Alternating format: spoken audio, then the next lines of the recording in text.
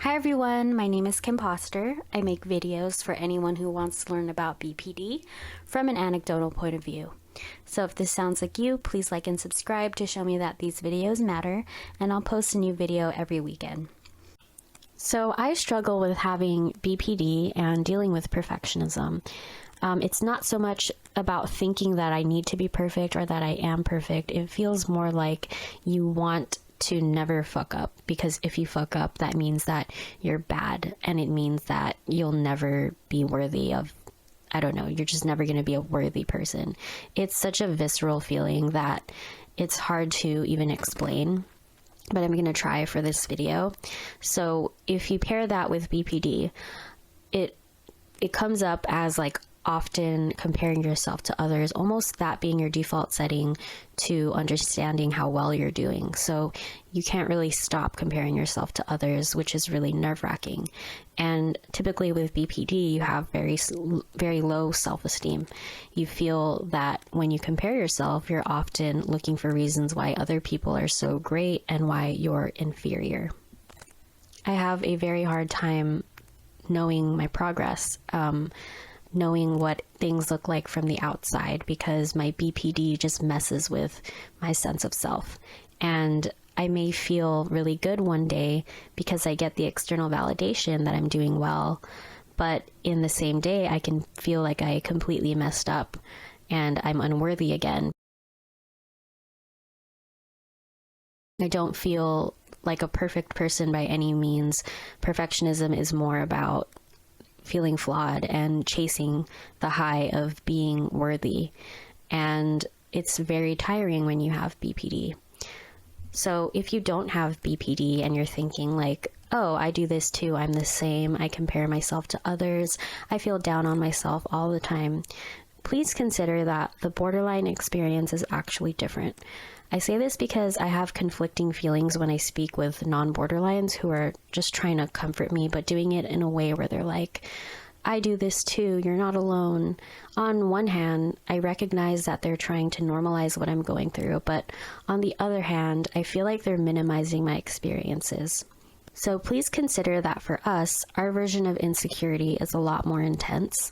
It's not just that we're feeling like we're not good enough, but we're also feeling like we aren't worth space. It really is that deep. And we feel like nothing is worth trying for anymore sometimes. We fall into this deep depression, sometimes leading to suicidal ideation.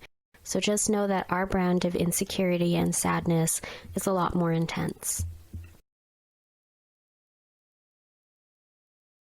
Number 1, remember that tendency to compare yourself? Well, you can actually use this to your advantage. The next time you find yourself comparing who you are to someone else who you deem is better than you need to catch that thought and examine it. If you find yourself thinking things like, oh, I will never be on that level, I am always going to come up short, you can label this as splitting, aka black and white thinking, because it is. You're thinking about absolutes, and the fact that this is a distortion is a good reason to try and turn the thought around.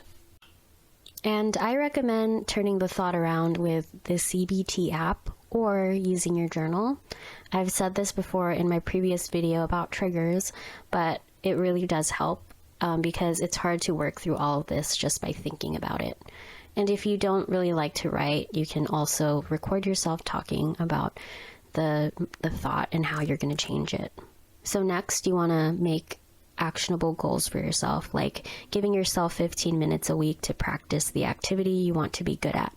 For instance, I felt jealous and down on myself for not having this prolific blog like one of my favorite writers, and I caught myself splitting, and I told myself that I can use this moment for inspiration.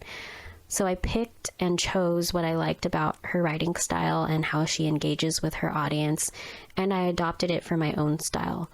I wasn't becoming like a clone and doing that BPD chameleon thing where you let somebody else imprint upon you.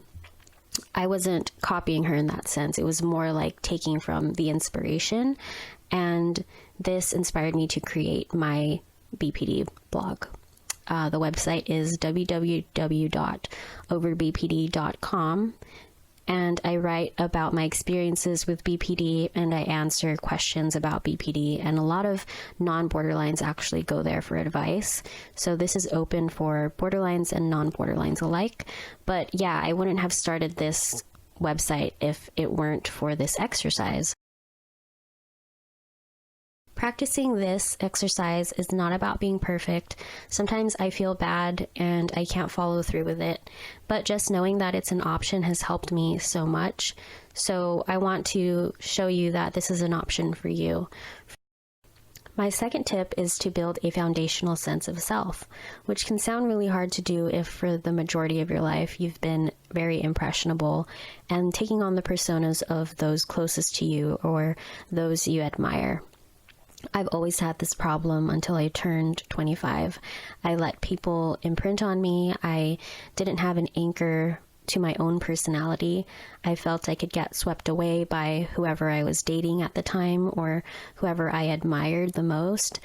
And I didn't get over it until I started to get to know myself more. So when I turned 25, I found out what my values were, my top 5 values. Values are your principles in life, your standards. They're not so much goals or things that you need to do. They're more of the code of how you should be living your life by. And to find your values, you're not looking for inspiration from others. You're just looking deep within yourself to see what's the most important thing to you. So my values are, number 1, assertiveness. I care about sticking up for myself. As a quiet borderline, I didn't grow up in a household where I learned to have a backbone. I grew up in that space. And so when I went into college, when I went into like my first jobs, I was stepped on. I was a doormat. So now that I'm coming into my own person, I learned that this is a huge value for me. Assertiveness is a form of self-love for me. So that's why I chose this as my number 1 value. My second one is justice. I really care about injustices that happen. I get really angry at that, and I care about making things right and helping people that are in need. My number 3 is self-development, and this goes hand in hand with number 4, self-awareness. I just want to understand my psyche, and that came along with like wanting to get better and recover from BPD, but it is a staple to who I am. I want to get into the good, the bad, the ugly, and I want to use that to evolve. My 5th value is compassion. I care about being the friend that helps you feel validated. I care about helping you feel less alone. And I like to build that compassion towards myself as well by giving myself what I didn't have growing up. So that's why I picked this as my 5th value. The reason why the value system will help your life get better is because if you're prone to depression and mood swings, you can use these values sort of like a North Star and think of them like a roadmap for things that you can do even if you don't feel like doing it. And they don't have to be like these crazy, lofty activities. They can be as simple as giving yourself time to rest, taking a nap, because that's within your value of self-care. You really want to think of it that way. And it's not so much about productivity, but about like shaping yourself to be who you truly are. So this is what's really helped me become more independent, and it changed my life because it's inspired me to make my YouTube channel and my Instagram and to build a following of pen pals.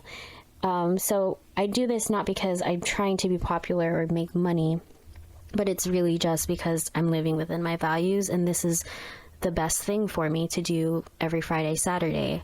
And sometimes I don't feel like doing it. Sometimes I feel depressed and I don't know what to do, but I tell myself no matter what mood I'm in, I'm going to do something towards my values, whether that is giving myself time to journal so that I know why I'm depressed, or making a video so that I can share some learnings and tips for other people that are struggling. So that's my video. Feel free to like, comment, and subscribe, and become pen pals on Instagram so we could talk about our values or whatever else you want to talk about. All right, I'll see you guys next week. Bye.